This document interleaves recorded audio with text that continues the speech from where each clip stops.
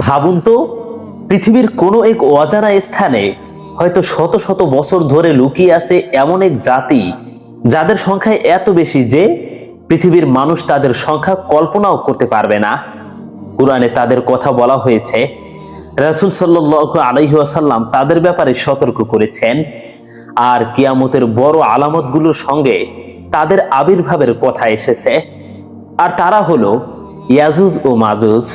কিন্তু প্রশ্ন হলো, ইয়াজুজ মাজুজ এখন কোথায়? তারা কি সত্যি কোনো বিশাল দেয়ালের পেছনে বন্দী? জুলকারনাইনের সেই প্রাচীর কি আজও পৃথিবীতে রয়েছে? তারা বের হলে পৃথিবীতে কি ঘটবে? আজকের ভিডিওতে আমরা জানবো কুরআন ও সহিহ হাদিসের আলোকে ইয়াজুজ মাজুজের রহস্যময় ইতিহাস, তাদের অবস্থান সম্পর্কে যা নিশ্চিতভাবে জানা যায় এবং তাদের বের হওয়ার পর কি ঘটবে। ভিডিওটি শেষ পর্যন্ত দেখুন, কারণ শেষের অংশটি আপনাকে সত্যিই বিস্মিত করবে। আজকের ভিডিওর প্রথম অধ্যায়ে জানবো কারা এই ইয়াজুজ ও মাজুজ। কুরআনুল কারিমে ইয়াজুজ মাজুজের কথা এসেছে সূরা আল কাহাফে। তারা এমন এক জাতি যাদের ব্যাপারে মানুষ একসময় অভিযোগ করেছিল যে তারা পৃথিবীতে ফাসাদ ও ধ্বংস সৃষ্টি করে। আল্লাহ বলেন যে জুলকারনাইনের কাছে একদল মানুষ অভিযোগ করে বলেছিল, ইয়াজুজ ও মাজুজ পৃথিবীতে অশান্তি সৃষ্টি করছে, তারা আমাদের এলাকায় বিপর্যয় ঘটাচ্ছে। তখন তারা জুলকারনাইনের কাছে আবেদন করে, আপনি কি আমাদের এবং তাদের মাঝখানে একটি প্রাচীর তৈরি করে দিতে পারেন? এখান থেকেই শুরু হয় ইতিহাসের অন্যতম রহস্যময় ঘটনার গল্প।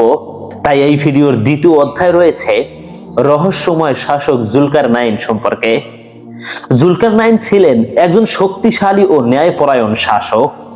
আল্লাহ তাআলা তাকে পৃথিবীতে ক্ষমতা দিয়েছিলেন এবং বিভিন্ন বিষয়ে বিশেষ সামর্থ্য দিয়েছিলেন। তিনি এক সময় এমন এক স্থানে পৌঁছান যেখানে পাহাড়ের মাঝখানে বসবাসকারী মানুষেরা ইয়াজুজ মাজুজের অত্যাচারে আতঙ্কিত ছিল। তারা জুলকারনাইনকে সম্পদ দিতে চেয়েছিল, বিনিময়ে তাদের রক্ষা করার জন্য একটি শক্তিশালী প্রাচীর নির্মাণ করতে বলেছিল। কিন্তু জুলকারনাইন ছিলেন অসাধারণ ন্যায়পরায়ণ বাদশাহ। তিনি বলেছিলেন আল্লাহ তাকে যা দিয়েছেন সেটি তার জন্য যথেষ্ট। এরপর তিনি মানুষের শ্রম ও সহযোগিতা চাইলেন, আর শুরু হলো এক বিস্ময়কর নির্মাণ কাজ। তাই এই ভিডিওর তৃতীয় অধ্যায় জানবো লোহা ও গলিত ধাতুর সেই রহস্যময় প্রাচীর সম্পর্কে। কুরআনের বর্ণনা অনুযায়ী জুলকারনাইন দুই পাহাড়ের মধ্যবর্তী ফাঁকা জায়গাটি পূরণ করার নির্দেশ দেন। সেখানে ব্যবহার করা হয়েছিল লোহার বিশাল টুকরা। এরপর সেটিকে উত্তপ্ত করা হয়, তারপর তার উপর ঢালা হয় গলিত ধাতু। ভাবুন তো, হাজার হাজার বছর আগের পৃথিবী, কোনো আধুনিক যন্ত্র নেই, কোনো বিশাল কারখানাও নেই, তারপরেও তৈরি হলো এমন এক বিশাল বাধা যেটি ইয়াজুজ মাজুজ অতিক্রম করতে পারেনি। কুরআনে বলা হয়েছে তারা সেই বাধা টপকাতে পারেনি এবং তাতে ছিদ্র করতেও সক্ষম হয়নি। এখানেই সৃষ্টি হয়েছে সবচেয়ে বড় রহস্য, সেই প্রাচীরটি আজ কোথায়? তাই প্রশ্ন জাগে, ইয়াজুজ মাজুজ এখন কোথায়? এখানে আমাদের একটি বিষয় খুব পরিষ্কারভাবে বুঝতে হবে। কুরআন ও সহিহ হাদিসে ইয়াজুজ মাজুজের অস্তিত্ব এবং জুলকারনাইনের নির্মিত বাধার কথা নিশ্চিতভাবে এসেছে। কিন্তু আজকের পৃথিবীর নির্দিষ্ট কোনো দেশ, পাহাড় বা এলাকার নাম কুরআন হাদিসে স্পষ্ট বলা হয়নি। ইতিহাসে অনেকেই বিভিন্ন পাহাড়ি অঞ্চলকে সেই স্থানের সঙ্গে মিলানোর চেষ্টা করেছেন। কেউ ককেশাস অঞ্চলের কথা বলেছেন, কেউ আবার অন্য দুর্গম পার্বত্য অঞ্চলের কথা বলেছেন, কিন্তু এগুলোর কোনটিকেই নিশ্চিতভাবে ইয়াজুজ মাজুজের প্রকৃত অবস্থান বলা যায় না। তাই ইসলামিক দৃষ্টিতে সবচেয়ে সঠিক কথা হলো ইয়াজুজ মাজুজ কোথায় আছে তার সুনির্দিষ্ট আধুনিক অবস্থান আল্লাহ তাআলাই সবচেয়ে ভালো জানেন। কুরআনের সবচেয়ে বিস্ময়কর ঘোষণা হলো জুলকারনাইন প্রাচীর নির্মাণের পর বলেছিলেন, এটি আমার রবের রহমত। তারপর তিনি ঘোষণা করেছিলেন, একদিন আল্লাহর নির্ধারিত সময় এলে এই বাধা ভেঙে দেওয়া হবে। এটাই সবচেয়ে ভয়ঙ্কর বিষয়। অর্থাৎ যে প্রাচীর এক সময় ইয়াজুজ মাজুজকে আটকে রেখেছিল সেটি চিরকালের জন্য নয়। আল্লাহর নির্ধারিত সময় এলে সেই বাধা আর তাদের আটকাতে পারবে না। আর সেই সময় হবে কিয়ামতের বড় আলামতগুলোর অন্যতম।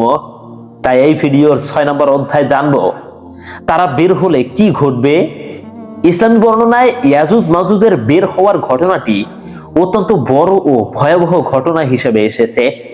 হাদিসে তাদের বিপুল সংখ্যার কথা উল্লেখ রয়েছে। তারা পৃথিবীর বিভিন্ন দিকে ছড়িয়ে পড়বে। তাদের কারণে মানুষের মধ্যে ভয় ও বিপর্যয় সৃষ্টি হবে। বর্ণনাগুলো থেকে বোঝা যায় তাদের সংখ্যা ও শক্তির কারণে সাধারণ মানুষের পক্ষে তাদের মোকাবিলা করা অত্যন্ত কঠিন হয়ে পড়বে। একবার ভাবুন তো, একটি জাতি যাদের আগমন সম্পর্কে আল্লাহর রাসূল সাল্লাল্লাহু আলাইহি ওয়াসাল্লাম সতর্ক করেছেন, তখন পৃথিবীর অনেক কিছুই বদলে যাবে। মানুষ এমন এক পরিস্থিতির মুখোমুখি হবে যেখানে শুধু শক্তি বা অস্ত্র দিয়ে সমাধান সম্ভব হবে না। তাই এখানেই জড়িয়ে রয়েছে ঈসা আলাইহিস সালাম এবং ইয়াজুজ মাজুজের ঘটনা। ইসলামী বর্ণনায় দাজ্জালের ফিতনা শেষ হওয়ার পর ইয়াজুজ মাজুজের ঘটনা সংঘটিত হবে। সে সময় আল্লাহ ঈসা আলাইহিস সালামের কাছে ওহীর মাধ্যমে জানিয়ে দেবেন যে এমন এক জাতি বের হয়েছে যাদের মোকাবিলা করার ক্ষমতা কারো নেই। তখন ঈসা আলাইহিস সালাম ও তার সঙ্গে থাকা মুমিনদের নিরাপদ স্থানে আশ্রয় নেওয়ার নির্দেশ দেওয়া হবে। এই অংশটি আমাদের একটি গুরুত্বপূর্ণ শিক্ষা দেয়। মানুষ যত শক্তিশালী হোক, আল্লাহর অনুমতি ছাড়া কেউ প্রকৃত শক্তির অধিকারী নয়। তাই এখন প্রশ্ন জাগে, ইয়াজুজ মাজুজ তাদের শেষ কিভাবে হবে? ইয়াজুজ মাজুজের শক্তি এত বেশি হবে যে মানুষ নিজের ক্ষমতায় তাদের ধ্বংস করতে পারবে না। তারপর ঈসা আলাইহিস সালাম আল্লাহর কাছে দোয়া করবেন, আর আল্লাহর ইচ্ছায় ইয়াজুজ মাজুজ ধ্বংস হবে। অর্থাৎ যে জাতিকে মানুষ প্রতিরোধ করতে পারবে না, যে জাতির ভয়ে মানুষ নিরাপদ স্থানে আশ্রয় নেবে, যাদের সংখ্যা ও শক্তি হবে ভয়াবহ, তাদের শেষ হবে আল্লাহর হুকুমেই। এটাই ইসলামের অন্যতম বড় শিক্ষা। আল্লাহর সামনে কোনো শক্তি শক্তিশালী নয়। তাই এই ভিডিওর 9 নম্বর অধ্যায়ে জানবো ইয়াজুজ মাজুজ কি এখনই বের হয়ে যাবে? এটি এমন একটি প্রশ্ন যার উত্তর আমরা নির্দিষ্ট তারিখ দিয়ে বলতে পারি না। কিয়ামত কখন হবে তার পূর্ণ জ্ঞান আল্লাহর কাছেই। আমরা কেবল কুরআন ও সহিহ হাদিসের বর্ণনার উপর বিশ্বাস রাখি। তাই কেউ যদি দাবি করে যে আমি নিশ্চিতভাবে ইয়াজুজ মাজুজের অবস্থান খুঁজে পেয়েছি, তাহলে সেই দাবি যাচাই করা জরুরি। কারণ অজানা বিষয় নিয়ে নিশ্চিতভাবে কথা বলা ইসলামের শিক্ষা নয়। আমাদের কাজ হলো আল্লাহ ও তার রাসূল সাল্লাল্লাহু আলাইহি ওয়াসাল্লাম যে বিষয় নিশ্চিতভাবে জানিয়েছেন সেটুকু বিশ্বাস করা। আজকের ভিডিওর 10 নম্বর অধ্যায়ে জানবো ইয়াজুজ মাজুজ সম্পর্কে সবচেয়ে বিস্ময়কর প্রশ্নটি। এখন একটি প্রশ্ন চিন্তা করুন, যদি ইয়াজুজ মাজুজ সত্যি আজও কোথাও বন্দী থাকে, তাহলে আধুনিক স্যাটেলাইট, বিমান ও প্রযুক্তি তাদের খুঁজে পায়নি কেন? এর উত্তর আমরা নিশ্চিতভাবে জানি না। পৃথিবীতে আজও অনেক দুর্গম ও অজানা অঞ্চল রয়েছে, কিন্তু তার চেয়েও বড় বিষয় হলো আল্লাহ চাইলে এমন কিছু বিষয় মানুষের জ্ঞানের বাইরে রাখতে পারেন। সবকিছু আবিষ্কার করা মানুষের জন্য বাধ্যতামূলক নয়। কিছু সত্য মানুষের সামনে তখনই প্রকাশিত হবে যখন আল্লাহ তা প্রকাশ করার ইচ্ছা করবেন।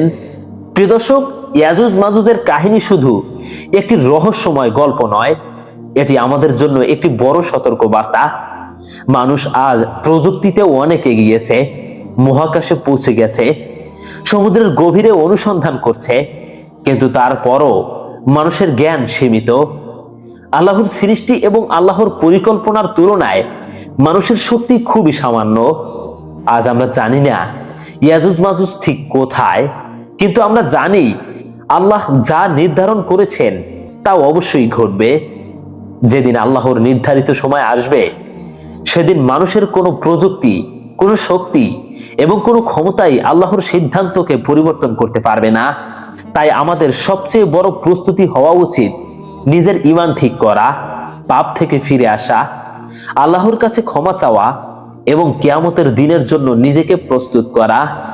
কারণ সবচেয়ে বড় প্রশ্ন হলো না ইয়াজুজ মাজুজ কোথায়, বরং সবচেয়ে বড় প্রশ্ন হলো যদি তারা বের হওয়ার দিন এসে যায়, তাহলে আমরা কি সেই দিনের জন্য প্রস্তুত? এটাই ভাবা উচিত।